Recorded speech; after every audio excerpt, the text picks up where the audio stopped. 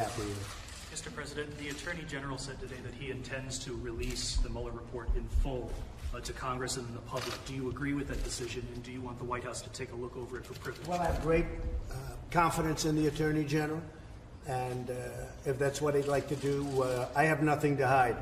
This was a hoax. This was a witch hunt. I have absolutely nothing to hide, and I think a lot of things are coming out with respect to the other side, but I have a lot of confidence in the Attorney General. Mr. President, are you going to be talking to President Putin about Venezuela? We will probably be talking at some point. We're looking at Venezuela. Venezuela right now is a big fat mess. The electricity's gone, power's gone, fuel is gone, gasoline for cars is gone. They have a lot of electric cars. That's all gone because they have no electric. They have nothing. What a job. When we talk about socialism, take a look at Venezuela. So I'll be talking about a lot of people, perhaps President Putin, perhaps President Xi of China. My people right now are in China. We're negotiating the trade deal. We'll see what happens, but we're doing very well. How did that round of talks go? I think it's going very well. I mean, the trade deal is going very well. We'll see what happens, but it's going very well. They're in China right now, the highest level of our people, meeting with their people. Then they'll be coming back here for another round. It's a very comprehensive, to use a word that some people like, some people don't like. I think it's okay, but it is a very comprehensive, very detailed enlisting of problems that we've had with China over the years, and it's going to have to be a great deal. If it's not a great deal, we can't do it. We can't do it. Do you plan to name a new defense secretary soon? I'm very happy with Pat Shanahan. I think he's done a really great job. We knocked out the caliphate. We have now, if you look at Syria, what happened in a very, very short period of time, far shorter than people said it was even possible. We're working together very well on the wall and on the border. I'm very upset with Mexico. I think Mexico is doing a lot of talking. They have the strongest immigration laws anywhere in the world. They probably have the strongest. And we have the worst. We have the weakest, the most pathetic, the most laughed at immigration laws anywhere in the world. They're the Democrats' laws. And I got stuck with them. And I hope Congress is going to change them rapidly. They have a lot of opposition from Democrats, not because the Democrats don't think they'd be right in changing them, just because they don't want to make anybody look good. They want no victories. They don't care if the country suffers. They don't want any victories. We have 2 brand new caravans coming up, if you can believe it, 2 big ones, and they're coming up. And Mexico could stop them very easily. Mexico has a trade surplus with the United States for many years of $100 billion a year at least. This is for many years. Mexico has taken a big portion of our car business. Mexico is doing very well because of the United States, and frankly, they have to stop the illegal immigration. We've run out of room. We have this ridiculous catch and release program where you catch them, and then you're supposed to release them, and you release them into our country. And we've been very, very tough, and the Border Patrol has been incredible. I have to tell you, the people in the Border Patrol, the job they do is unbelievable. ICE, the same thing, and law enforcement. But Mexico is going to have to do something, otherwise I'm closing the border. I'll just close the border. And with a deficit like we have with Mexico and have had for many years, closing the border will be a profit-making operation. When you close the border, also, you will stop a lot of the drugs from coming in, because we take in tremendous drugs from Mexico, as you know, as well as I do.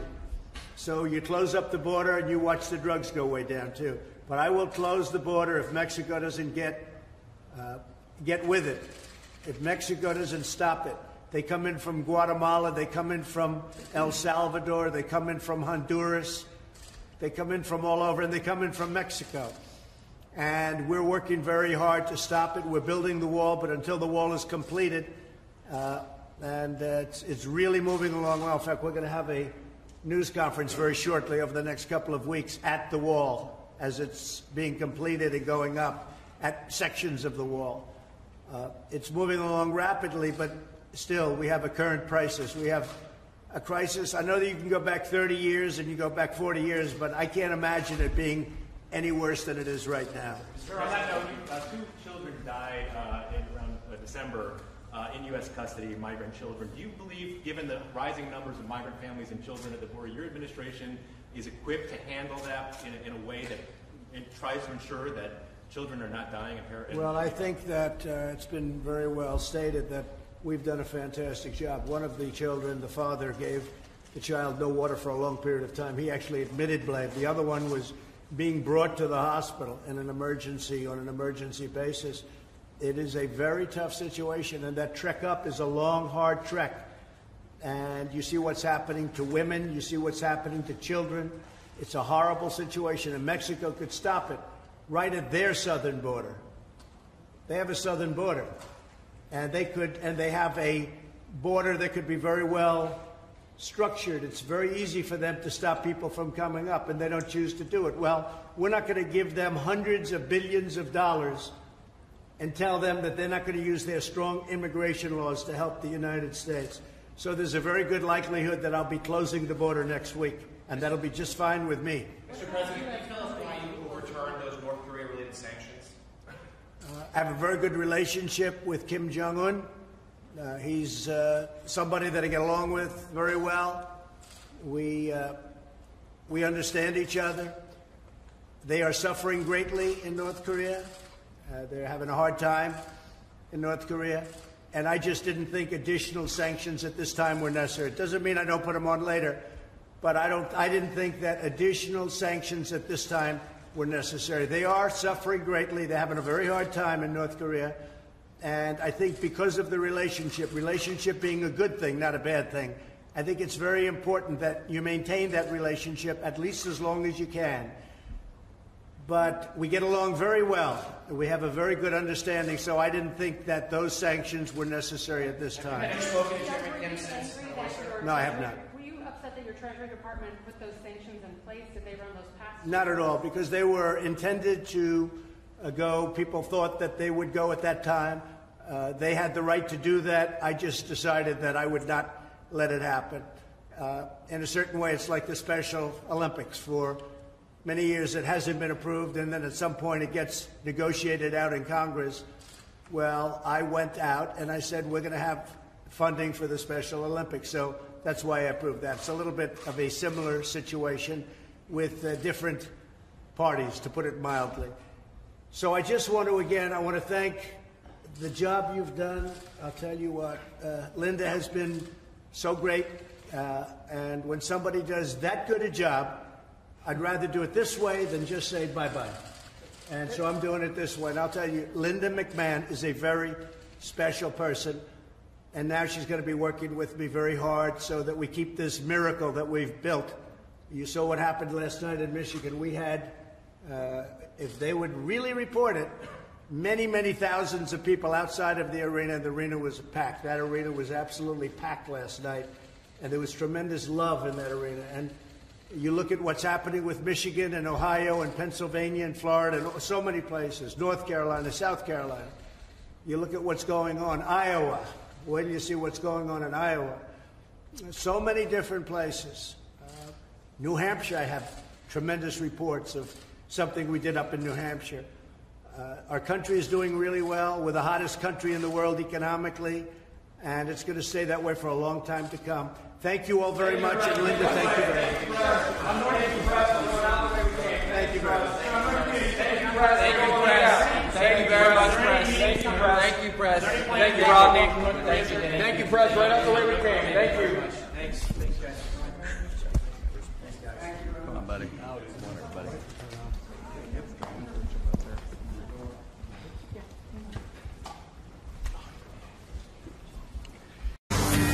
Fox News alert. Attorney General William Barr telling Congress it will be sent. He will send them the 400-page Mueller report by mid-April, if not sooner. Barr saying that portions of the special counsel's findings they're going to have to be redacted, including material subject to criminal procedures and intelligence community sources and methods. The Attorney General adding that the White House will not be reviewing the report before it's sent to Capitol Hill.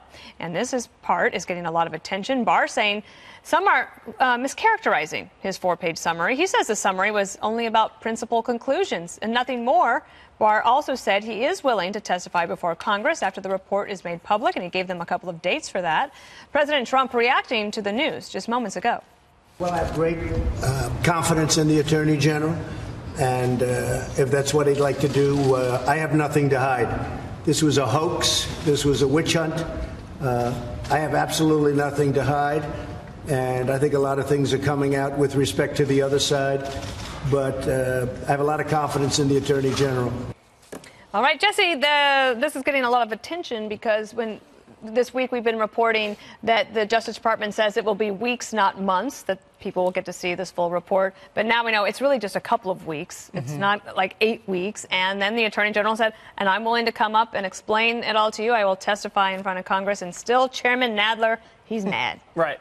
Barr's a total pro. He's got his eyes on the road, got the hands on the wheel. And the Democrats, Democrats, the kids in the back, are we there yet? Are we there yet? Are we there? He's not even listening. He's just going to get to the destination. Don't make me pull this car over. Don't make me pull this car over, kids. He's doing everything by the book. I think he has impeccable credentials. And the Democrats are really setting themselves up for even more disappointment when they do see as much as they can, and there still is no collusion. I'm kind of confused as to what they're actually alleging is going on. Like, Barr is in a criminal conspiracy to cover up Russia collusion with Rod Rosenstein and the rest of the Department of Justice. I just don't think that's true. Can we make a trip down whataboutism lane? Sure. Okay. In the intersection Jesse, take the wheel. Of conspiracy and cover-up, okay? Jesse, take the wheel.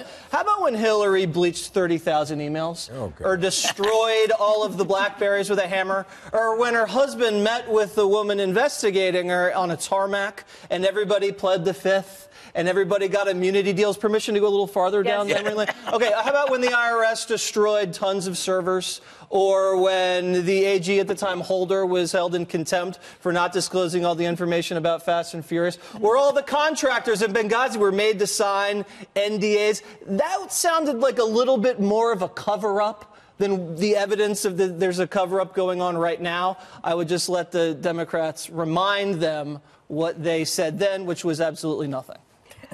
All right, Juan, I'm going to give you a chance to reverse from that lane if you'd like to. No, we're going to stop the metaphor right there. Do you think that this gets the Democrats a little bit closer to what they need, which is that they say they want to see it? They're obviously concerned that there will be redactions in regards to material that is subject to the grand jury or anything that would hurt a third party that was peripheral, and also anything that's intelligence related. But this gets them a little bit closer to where they've wanted to be. Well, Jerry Nadler, the chairman, had a conversation with Bill Barr earlier this week, and he said he wasn't satisfied in that conversation because Barr indicated to him that there would be redactions in whatever is released, and he said at that time he thought it would be, again, mid-April, which is what he confirmed in this letter today.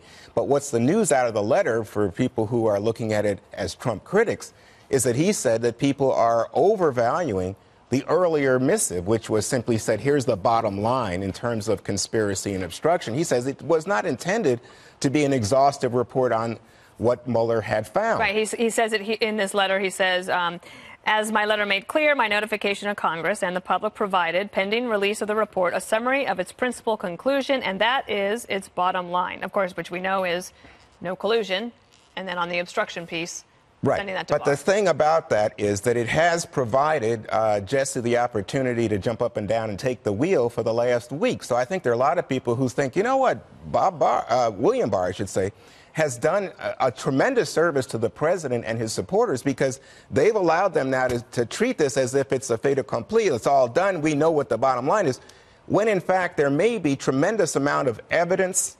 There may be tremendous amount of testimony, although, again, we're not sure we'll see grand jury testimony, indicating that there was involvement. It just didn't rise to the level of indictment and prosecution. But that's, you know, a nuance at this point. But nonetheless, I think today is good news. I would say this to people on the left. I don't think that you should get excited and expect that, you know, you got to dial back your expectations. I don't think it's going to be damning even in the full report. And people on the right, I would say, dial back the idea that you think, as President Trump says, this is total vindication, because I don't think that's what's coming. Kennedy, are you dialing up or dialing down? Dialing back? Forward? Reverse? I'm in neutral on most of these things because I have very low expectations of government officials by and large. And I'm never surprised by the process or the ability of either side to politicize even the tiniest piece of news. But what I will say about William Barr, I don't share your universal blanket of love for the Attorney General. You know, he's a fine pick. He wasn't my first choice. He's got some issues in his past. This must be a very different time from when he served under George H.W. Bush. I mean, he must be just overwhelmed. I would say he's better than Jeff Sessions. But I don't see why he would completely undermine his own reputation by putting out a false summary of the Mueller report. That does not serve him at all in the slightest. And he's also not someone, he's not going to seek the presidency. It doesn't seem as though he's got these grand political aspirations. And also, special counsel is helping with the redactions. And if this were so completely counter to what Robert Mueller and his team had been doing for the last 2 years, they would have come out because they're done. They would have come out and said, no, that is a mischaracterization, and they are working on the redactions. So, Greg, we gave you some time to get revved up, ready for... Why would I need time, Dana? I don't know. Are you suggesting that there's something going on with me? I knew that you wanted to digest this information. You using the word digest is unfair. I might have a little issue right now that is not the public's business, and I would refrain from bringing it up again. Look, all this news is basically table scraps for a bitter media. Where you will see redactions, they will scream conspiracy. Rachel Maddow will break out the whiteboard because this is their business model. I predict not only will they find collusion and obstruction, they will find the location of Bigfoot and the lost city of Atlantis, which I believe is somewhere outside Denver. So this is going to keep going because the media wants to keep this going because it's their business model. And who benefits from this? Russia, because let's not forget the primary goal of Russia was to undermine our institutions. It wasn't about electing Trump. It wasn't about electing anybody. It was about screwing with our mentality, making us question everything. And to hate each other. Yeah, and foment chaos. Right. And who's fulfilling the Russians' goal? Media and the Democrats, except one is correct. The ones that dial back their expectations and move on are doing the right thing. You know what I would say at this moment, Bill Barr is so much the focus of all our attention. And Bill Barr, you got to remember, at least from my perspective, campaigned for this job and said that he believed in extensive presidential power. I don't know if campaign is He wrote a letter, Dana. I know, a letter. It's an unsolicited letter, but like a memo. Are you suggesting that there's a politician involved in this? No, every attorney general is someone that has agreed with their president. I'm going to go further. Have you ever seen Mr. Barr and Steve Bannon together at the same time? I think could it just be Bannon with glasses? No. I think he ate him. Can I permission to make a comparison? What? Jesse? Permission? Allowed. I think Bill Barr, as a former attorney general who did not anticipate going back, I don't think he was applying for the job. He don't want to necessarily leave like his life as he had it to go back into government. Yeah, to the Trump campaign. Yeah. So, not a lot of people wanted to do that. But he's a lawyer. He's a lawyer's lawyer. He's like, I've got some thoughts on this, jots them down and sends them over. It would be like, let's say that if I didn't have the job that I have now, but I was in a PR practice, and I was like, I got some advice and thoughts for Sarah Sanders. I'm just going to shoot her a little letter.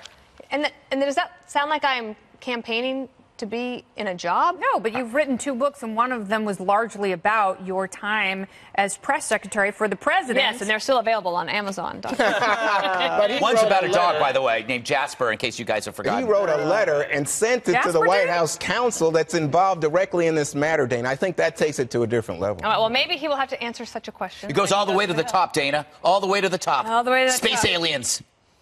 Bigfoot. All right, she's going to yell at me. All right.